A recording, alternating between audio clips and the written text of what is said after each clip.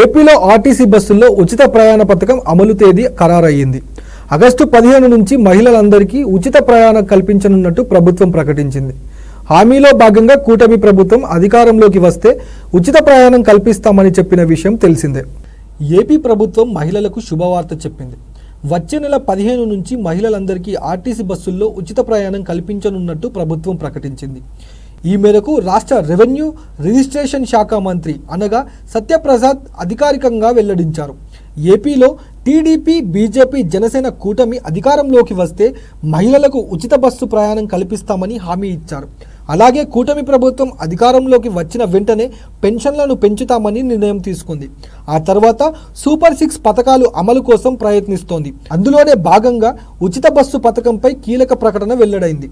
దీంతో ఎప్పుడు అమల్లోకి వస్తుందా అని ఎదురు చూస్తున్న మహిళలకు ఆ వార్త రానే వచ్చేసింది. ఇప్పటికే తెలంగాణ, కర్ణాటక రాష్ట్రాల్లో ఉచిత బస్సు ప్రయాణం అమల్లో ఉన్న సంగతి విదితమే.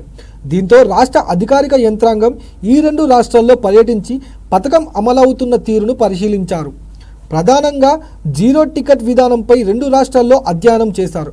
ఇందులో భాగంగానే రాష్ట్రంలో ఉన్న పరిస్థితులు, రూట్లకు అనుగుణంగా ఈ పథకాన్ని అమలు చేయాలనే అంశంపై అధికారులు ఫోకస్ పెట్టారు. ఇప్పటికే ఓ నివేదిక సిద్ధం చేసినట్టు తెలుస్తోంది.